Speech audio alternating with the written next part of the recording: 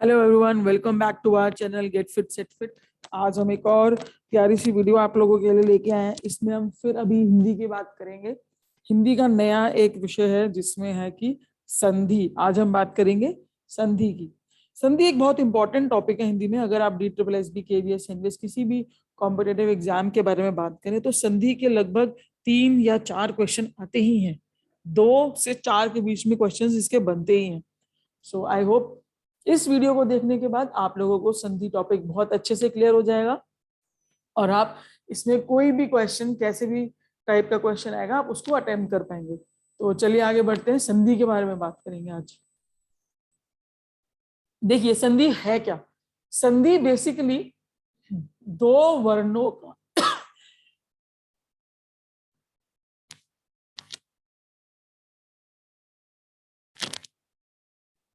संधि दो वर्णों का मेल है।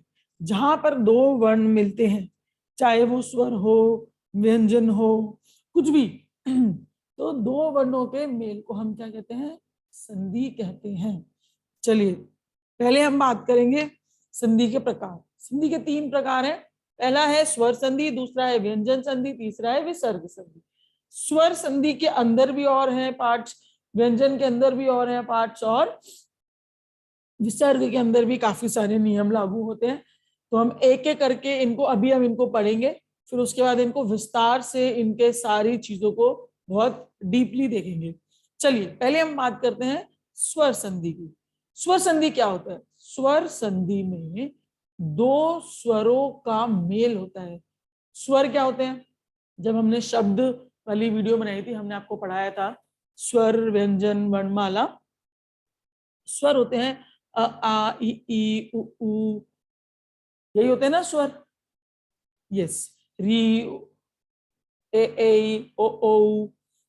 चलो, तो दो स्वरों का मेल, कोई भी स्वर हो अ को ओ ए से मिला दिया, आ को ई से मिला दिया, कुछ भी स्वरों का मेल होना चाहिए बस, तब होता है स्वर संधि।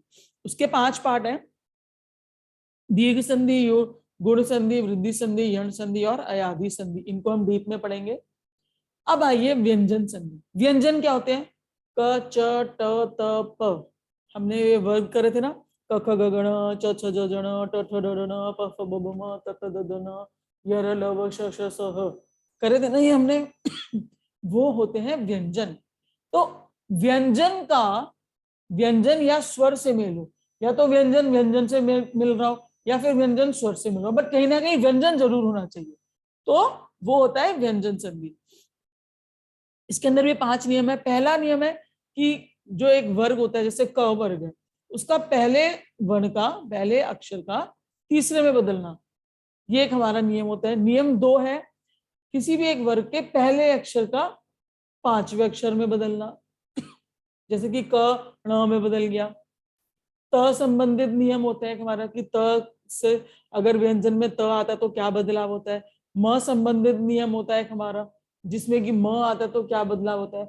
और एक न संबंधित नियम होता है जिसमें कि न जो होता है वो अणाव बन जाता है। ये कैसे होता है वो सारा हम डीपली पढ़ेंगे अभी। अब आगे देखते हैं विसर्ग संधि। विसर्ग संधि में क्या होता है? विसर्ग सबसे पहले या तो स्वर से मिल रहा हो या फिर व्यंजन से मिल रहा हो, मतलब कहीं ना कहीं विसर्ग होना चाहिए, या तो वो पहले विसर्ग और स्वर मिल रहे हो, या फिर विसर्ग और व्यंजन मिल रहे हो। ठीक है, चलिए इसके भी कुछ नियम है, हम देखते हैं। विसर्ग का र में परिवर्तन, जब विसर्ग हो और वो र में बदल जाए, ये हमारा पहला नियम होगा इसका। दूसरा नियम है विसर्ग का ओ में परिवर्तन, जब जो विसर्ग रखिए वो ओ में बदल जाए। तीसरा है पूरी विसर्ग का ही लोप हो जाना, लोप मतलब गायब हो जाना। और चौथा है विसर्ग का या तो श, या तो श, या तो श, स सपना, श षड्यंत्र, श शरीर, इन तीनों में बदल जाना, ये इनके नियम है।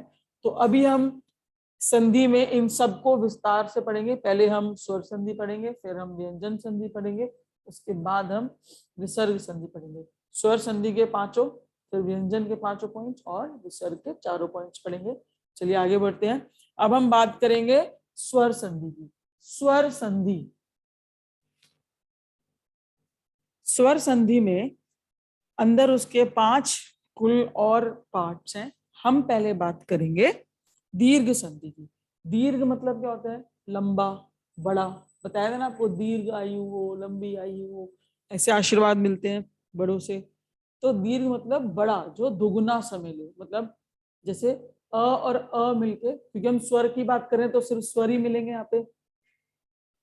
अ और अ मिलके आ बन रहा है, अ आ मिलके आ बन रहा है, आ ओ मिलके आ बन रहा है, और आ मिलके भी आ बन रहा है। ऐसे ही ई में भी ई ई ई ई ई ई ई और ई मिलके ई, और ई बड़ी मिलके बड़ी। सेम ऐसे ही ऊ में भी उ उ ऊ, छोटा ऊ बड़ा ऊ बनेगा। दोनों बड़े हैं तो भी बड़ा बनेगा, और बड़ा और छोटा मिलेगा तो भी बड़ा ऊ बनेगा। बेसिकली बड़ा ऊ, बड़ा ई और बड़ा आ बनता है। आइए इसके कुछ एग्जांपल्स करते हैं। हिम जमा आले, तो हिम में क्या है? अ, आले में क्या है? आ। तो अ और आ मिलके क्या बन रहा है? आ, तो बन गया हिमालय। धर्म जमा अर्थ, अ जमा आ बनेगा तो बन गया धर्मार्थ। नील जमा अंबर, नीलांबर। गिरी जमा ईश, गिरीश। देखो बड़ी की मात्रा आ गई। वधु जमा उत्सव, वधूत्सव। देखो बड़ा ऊ आ गया यहाँ पे, आ गया ना बड़ा ऊ। तो ऐसे हमारे जो इनमें बड़ी मात्राओं में बदल जाते हैं, आ, ई और ऊ, उनको हम बोलते हैं दीर्घ संधि। क्लियर? चलिए अगला देखते हैं। अगला है गुण संधि। गुण, गुण संधि को याद करने का एक बेहतरीन तरीका है। हम इसको कैसे याद कर सकते हैं? हमारे गुण होते हैं ये। जैसे हमारे घर में कोई आता है तो हम उसको क्या बोलते हैं? क्या बोलते हैं उनको? आइए, ऐसे ही बोलते हैं ना। हमारे घर में कोई आता है तो ये हमारे गुण है, हमारे घर के गुण है ये। हम उनको कैसे बोलते हैं? आइए, या फिर आओ, ऐसे बोलते हैं ना। आइए, आओ, ऐसे ही बोलते हैं ना। तो यही है, गुण में यही है कि अ जमा ई क्या बनता है? ए। ऐसे ही अ जमा ई, कोई भी अ छोटा हो या बड़ा हो, ई छोटी हो या बड़ी हो, ये दोनों मिलेंगे तो ए ही बनेगा। तो क्या हम इसको कैसे याद कर सकते हैं? अ ई ए मतलब आइए। ठीक है, आइए ऐसे याद कर सकते हैं।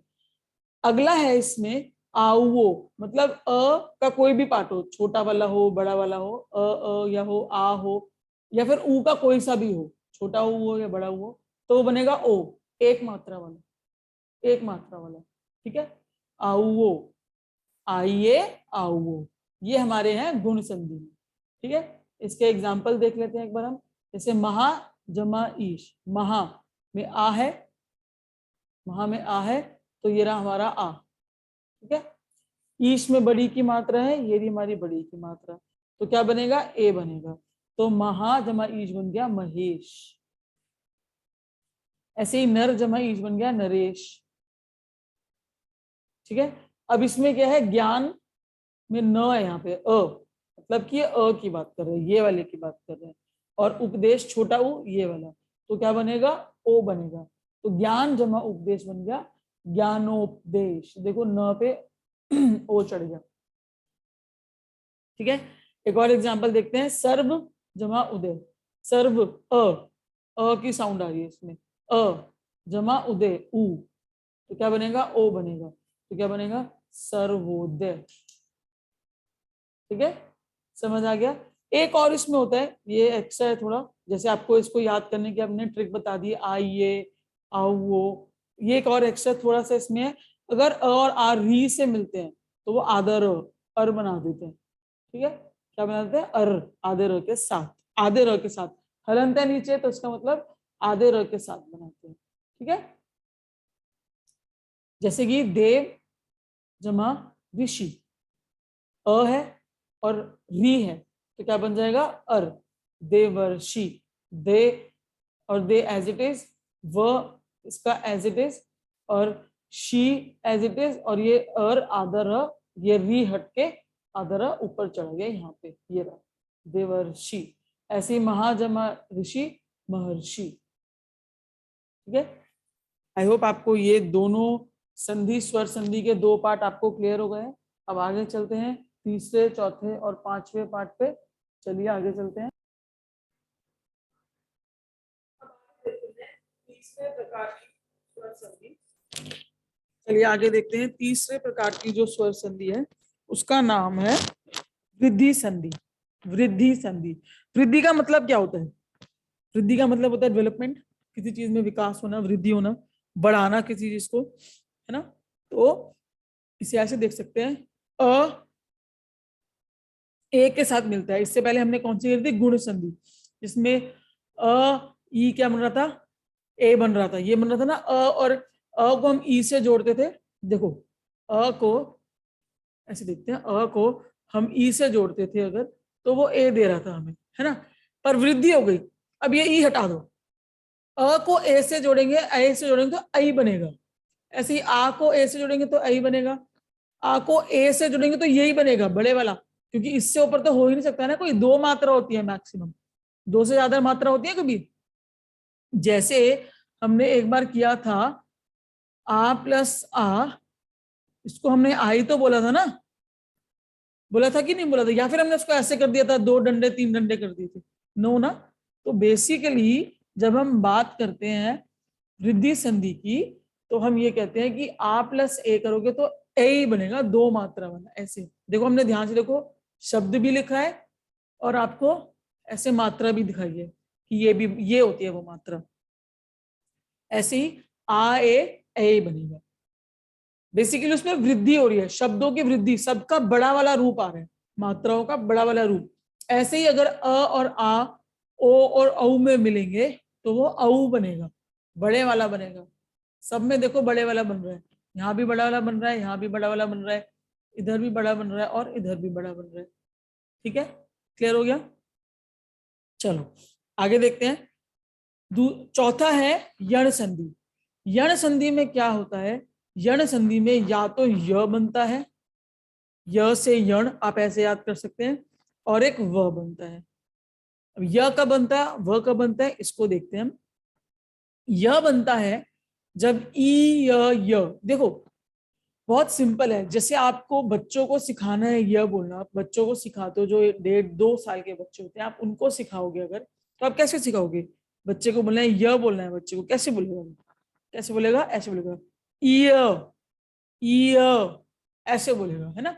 ईय ऐसे बनेगा। तो ई और अ की मात्रा वाला, चाहे बड़ी मात्रा हो चाहे छोटी मात्रा हो, कोई भी मात्रा हो, वो आपस में जुड़ती है तो वो य बनता है। ठीक है। और ऐसे ही ऊ और मिलता है, चाहे ऊ की कोई भी छोटी मात्रा हो या बड़ी मात्रा हो, हो या फिर आ हो, कोई भी हो, तो वो बनता है व। क्या बनता है? वो बनता है व। व व ऐसे याद कर सकते हो इसको आप। पांचवा और आखिरी जो स्वर संधि का पार्ट है वो है अयादी संधि। अयादी संधि में क्या होता है?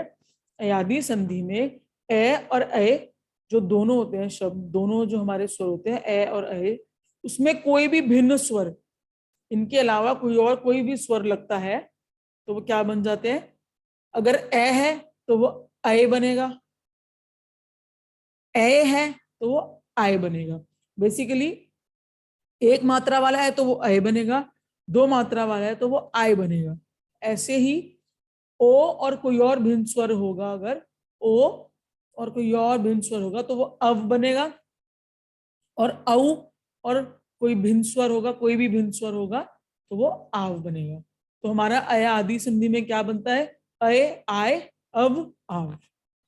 ठीक है। अब हम इन सभी के वृद्धि संधि, यण संधि और अयादि संधि के उदाहरण यानी कि एग्जाम्पल्स करेंगे। चलिए बात करते हैं इनके उदाहरण की, एग्जाम्पल्स की। वृद्धि संधि का उदाहरण देखते हैं। सदा जमा एव सदैव। देखो आ और ए, आ, देखो यहाँ पे आ है और ये वाला आ और ए है, ये बन रहा है ए, दो मात्रा, तो क्या बन गया? सदा जमा एव सदैव। ठीक है। तत् जमा एव ततैव। अ और ए क्या बनता है? ऐ, तो क्या बन गया? ततैव। एक जमा एक एक, अ और ए क्या बनेगा? ऐ, तो बन गया एक। जल जमा ओध जलौध। जल अ और औ, और औ मिलके क्या बनेगा, औ, तो बन गया जलौद। ठीक है, यण संधि के एग्जाम्पल देखते हैं जिसमें य और व में बदलाव होता है। अधि जमा अयन, ई जमा अ, ई जमा अ, यह बनता है, तो अध्ययन। देखो अ, ये वाला अ एज इट इज है, ठीक है। ध आधा ले लिया क्योंकि इसकी ई की मात्रा चली गई, और ये वाला अ चला गया, ये वाली ई की मात्रा और ये वाला अ मिलके बना आधा य, ठीक है। उसके बाद ये यन एज इट इज, यन एज इट इज, ऐसे हुआ है ये संधि। इति जमा आदि, ई एज इट इज, ई एज इट इज, आधा त ले लिया क्योंकि इसकी मात्रा चली गई, और ये ई और ये अ क्या बना, य बन गया, और आ और ये दी छोटा एज इट इज बन गया इत्यादि। प्रति जमा एक, प्रत्येक। अनुजमा एशन, अन्वेषण। अब देखो ई जहां पे ई की मात्रा थी वो य में बन रहा था, अब जहां पे ऊ की मात्रा आ जाती है वो व में बन जाता है, तो ये अनुजमा एशन अन्वेषण है ये। ऐसे ही अनुजमा इत, अन्वित। ठीक है, चलिए आगे बढ़ते हैं। अयाधि संधि, अयाधि संधि में क्या है, ए जमा कोई भी स्वर अय बनेगा, तो न जमा अन, य बनना था तो अ बन गया नयन। ठीक है, न जमा अक, नायक, क्यों, क्योंकि यहाँ पे दो मात्रा वाला था, यहाँ पे ये वाला था, तो अय की जगह भी क्या बनेगा, आय बनेगा, इसलिए ये नयक नहीं नायक बना। उसके बाद भो जमा अन, भवन, भो जमा अन कोई भी स्वर अव बनेगा तो भवन। उसके बाद नौ जमा एक, नौ जमा कोई भी स्वर बनेगा आव, तो वो नविक नहीं बना, वो बनेगा नाविक, क्योंकि यहाँ बना था वो आव। ठीक है, तो ये थी हमारी स्वर संधि। आगे अब हम करेंगे व्यंजन संधि और विसर्ग संधि। चलिए अब हम बात करेंगे व्यंजन संधि की। अब बात करते हैं व्यंजन संधि की। व्यंजन संधि में क्या देखते हैं हम, उसमें सबसे इंपॉर्टेंट रहता है कि कहीं ना कहीं व्यंजन जरूर होगा, क ख ग घ न च छ ज झ न, कोई ना कोई व्यंजन जरूर होगा। या तो पहले शब्द में व्यंजन हो, दूसरे में भी व्यंजन हो तो भी चलेगा, पहले में व्यंजन दूसरे में स्वर तो भी ठीक है, पहले में स्वर दूसरे में व्यंजन तो भी ठीक है, बस व्यंजन होना जरूरी है। ठीक है, तो हम व्यंजन के नियमों के बारे में बात करते हैं। व्यंजन संधि का पहला नियम है, वर्ग का अगर पहला अक्षर दिया है तो वो तीसरे अक्षर में, अपने ही वर्ग के तीसरे अक्षर में बदल जाएगा।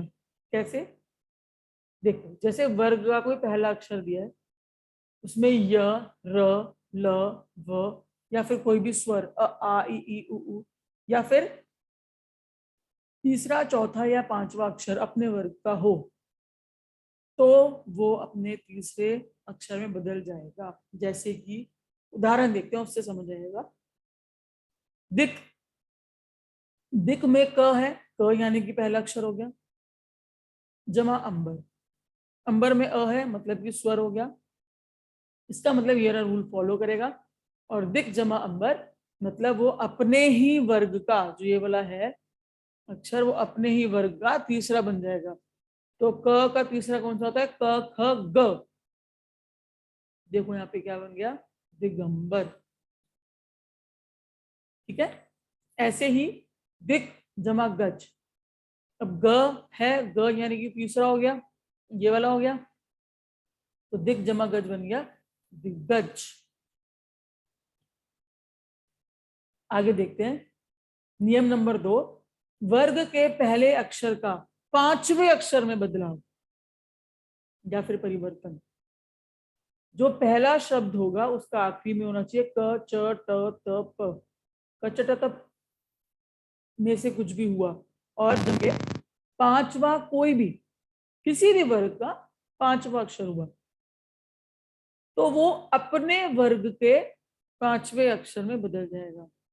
जो यहाँ पे होगा वो अपने वर्ग के पांचवें अक्षर में बदलेगा, ये तो पांचवा ही, पर ये अपने वर्ग के पांचवें में बदल जाएगा। कैसे, वाक जमा मय, क आ गया, ठीक है, जमा जमा मय, अब ये जो म है ये किसी का पांचवा है ना, ये प का पांचवा बनता है ना, तो ये जो क है अपने वर्ग का पांचवा वाला बन जाएगा वो, इसका पांचवा होता है ये, तो ये वाक जमा मय बन जाएगा वाङ्मय। क्लियर? आगे देखते हैं, एक और उदाहरण देखते हैं। अच जमा नाश, च यहाँ पे है च, न ये रहा न, तो ये च जो है अपने वर्ग का पांचवा बन जाएगा, वो बन जाएगा ये अन्नाश। ठीक है। तीसरा नियम, अगर री र या श के बाद न आता है तो वो जो न आया हुआ था वो ण बन जाएगा, ण में उसका बदलाव हो जाएगा। कैसे? उदाहरण देखते हैं।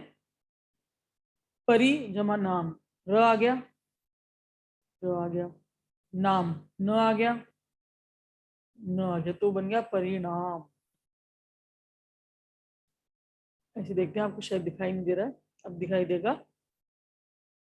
उदाहरण देखते हैं। परी जमा नाम, र है, ये रहा र आ गया, न है, ये रहा न, अभी किसमें बदल गया? ण में, परिणाम।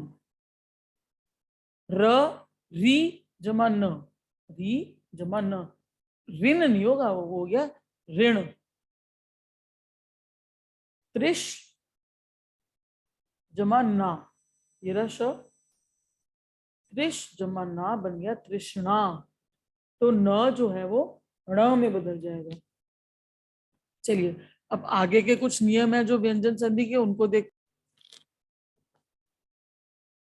चौथा नियम व्यंजन संधि का है, वह ये कहता है कि त संबंधित नियम, इस नियम में त से लेकर बातचीत हो।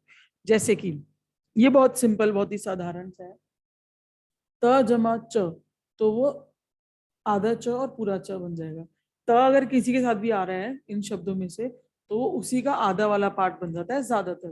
त जमा ज, आधा ज पूरा ज, त जमा ट, ऐसे देखिए, त ड़ ड़, त ल ल, त छ। बस त जब छ से मिलता है और त जब श से मिलता है, तब ये च और छ छ बनता है। ठीक है, इस बात का ध्यान दीजिएगा। और एक त जब ह से बनता है तो वो ध बनता है, आधा द और ध। ठीक है, इसके हम उदाहरण देख लेते हैं। उत जमा चारण, तो ये बन गया उच्चारण। उत जमा ज्वल, उज्ज्वल। उत जमा टक, उट्टक। उत जमा डयन, उड्डयन। उत जमा लास, उल्लास। अत जमा छ, अच्छा। उत जमा श्वास, उच्छ्वास। देखिए ये अलग हो गया थोड़ा सा यहाँ से। उत जमा हरण, उद्धरण, ये थोड़ा सा अलग हो गया। ठीक है, इसमें आप थोड़ा सा ध्यान दीजिएगा। अगला है म संबंधित नियम। अब हम बात करेंगे म संबंधित नियम की। म संबंधित नियम में क्या कहते हैं कि म के बाद अगर क से म तक कोई भी अक्षर हो तो वह किसमें बदल जाएगा? वह म में बदल जाएगा। मैं दोबारा बताऊंगी इसको। म के बाद कोई भी अगर अक्षर हो तो वह किसमें बदल जाएगा? वह म में बदल जाएगा, म में बदल जाएगा। इसका एग्जाम्पल देखते हैं। अहम, यहाँ पे म आ गया, तो मकार, तो बन गया अहमकार। ठीक है, सम जमा तोष, तो बन गया संतोष। अब इसमें क्या हुआ है, अब इसको अहमकार को या तो यहाँ से ये हटा सकते थे, ठीक है, और इसको यहाँ पे ऐसे कर सकते थे, अहमकार ऐसे भी होता है ये। ठीक है, और सम जमा तोष, ये त है, तो ये जो त था ये न बन गया। क्यों? क्योंकि अपने पांचवें वर्ग का ये बन गया संतोष। ठीक है, जो ये म था वो उसके पांचवें वर्ग का बन जाएगा। ठीक है, आई होप ये आपको समझ आ गया। मैं इसको दोबारा रिपीट कर देती हूँ ये वाले नियम को। म संबंधित नियम, म संबंधित नियम में ये कहता है कि म के बाद क से म तक कोई अक्षर हो तो वह, यही गलत लिखा है यहाँ पे, गलत लिखा है, अभी प्रॉब्लम होगी, तो वह अपने पांचवें अक्षर में बन जाएगा, अपने पांचवें अक्षर में बन जाएगा। ठीक है, अब देखिए, अब आपको समझ आ जाएगा। अहम प्लस कार, अहंकार, इसको ऐसे भी लिख सकते हैं या फिर आप उसको अहंकार को यहाँ बिंदु करके भी कर सकते हैं। सम जमा तोष, अब ये त का पांचवा क्या होता है, त थ द द न, है ना, तो सम जमा तोष बन गया संतोष। यहाँ पे एक गलत लिखा हुआ था, सो सॉरी फॉर दिस, ठीक है। सो वो जो अक्षर होगा यहाँ पे वो अपने ही वर्ग के पांचवे में बन जाएगा, ये है इसका मतलब, म वाला जो नियम कहते हैं, ठीक है। चलिए आगे बढ़ते हैं, आगे बढ़ते हैं। अब हम बात करेंगे विसर्ग संधि की। किसकी बात करेंगे, विसर्ग संधि। विसर्ग संधि की बात कर रहे थे हम। विसर्ग संधि का जो पहला नियम है वो ये कहता है कि विसर्ग का र में बदलाव, जो हमें विसर्ग दी गई है उसका हम र में परिवर्तन कर रहे हैं। कैसे करेंगे, जब विसर्ग से पहले अ आ ना हो, नहीं हो, और उसके बाद कोई भी स्वर हो, व्यंजन हो, तो वो र में बदल जाएगा। कैसे, दू मतलब विसर्ग से पहले ऊ है ना, अ और आ तो नहीं है, और बाद में कुछ भी है, स्वर है, व्यंजन है, तो वो किस में बदल गया, र में। तो दू प्लस गुण बन गया दुर्गुण, ये विसर्ग हट के आधा र बन गई। ऐसे ही नी जमा जन, अब विसर्ग से पहले ई है, अ या फिर आ तो नहीं है, तो क्या बन जाएगा, निर्जन। ऐसे ही इसका दूसरा नियम कहता है विसर्ग का ओ में बदलाव। जब हमने यहाँ पे पढ़ा कि अ और आ ना हो तो क्या होगा, तो र बनेगा। अरे भैया जब अगर अ और आ होगा तब क्या बनेगा, तब भी तो कुछ ना कुछ तो होना ही चाहिए, तो है ना, इधर इधर वो ये कहता है अगर अ और आ होगा तो वो ओ बदलेगा। तो पहला नियम और दूसरा नियम आपस में मिलते जुलते हैं, एक दूसरे का फॉलो अप है। दूसरे नियम में ये कहते हैं कि अगर अ और आ है और पीछे स्वर या व्यंजन है तो वो ओ में बदल जाएगा। जैसे मन जमा हर तो बन गया मनोहर, मन जमा रंजन बन गया मनोरंजन। ऐसे ही तीसरा नियम देखते हैं। तीसरा नियम क्या कहता है, विसर्ग का लोप हो जाना, यानी कि विसर्ग का गायब हो जाना। अब विसर्ग गायब कैसे होती है, जब विसर्ग के पहले अ उ ई या री, तीनों छोटे वाले अ उ ई या फिर री हो, और अगला शब्द र से शुरू हो रहा हो, तब विसर्ग की दीर्घ मात्रा बन जाएगी और वो गायब हो जाएगा। कैसे होगा, नि जमा रस, तो विसर्ग गायब होके क्या बन गया, ये ई था तो ये बड़ी ऊ की मात्रा बन गई, बड़ी ई की नीरस, ठीक है। उसके बाद नि जमा रज, ये गायब हो गया, र था छोटी की मात्रा है तो उसको बड़ा बना के बना दिया उसको नीरज, ठीक है। आइए अब बात करते हैं इसके चौथे नियम की, विसर्ग संधि का चौथा और आखिरी नियम। बात करते हैं आखिरी नियम की, विसर्ग संधि का आखिरी नियम। आखिरी नियम ये कहता है कि विसर्ग का श या फिर श में बदलाव। मैं दोबारा बोल रही हूँ, श या फिर श में बदलाव। जैसे कि विसर्ग के बाद अगर क ख ट ठ और प फ हो तो वो बनेगा श, षटकोण वाला श, ठीक है।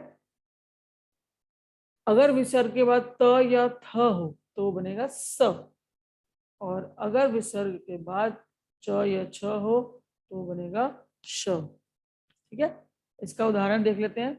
निह जमा पर, अब प है, प ये रहा, तो बनेगा षटकोण वाला, षड्यंत्र वाला, तो बन गया निष्पर।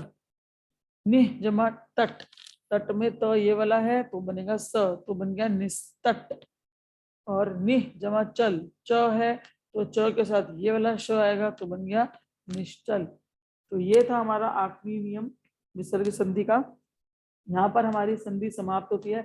हमने संधि में स्वर संधि, व्यंजन संधि और विसर्ग संधि करी। आई होप आपको ये वीडियो अच्छी लगी होगी और आपको अब संधि टॉपिक क्लियर हो गया होगा। अगर आपको वीडियो पसंद आई है तो लाइक कीजिएगा, हमारे channel get fit set fit को सब्सक्राइब कीजिए और मैक्सिमम इसको शेयर कीजिएगा। अगले वीडियोस में हम और भी हिंदी के बाकी टॉपिक्स लेकर आते रहेंगे। आप हमारे प्लेलिस्ट पर जाके चेक कर सकते हो, पेपर 1 हिंदी नाम से हमारी प्लेलिस्ट है, उसमें आप जाकर हमारे हिंदी की और भी बाकी सारी वीडियोस देख सकते हैं। आज के लिए इतना ही। Thank you so much. I hope you people take care of your good health. Okay bye.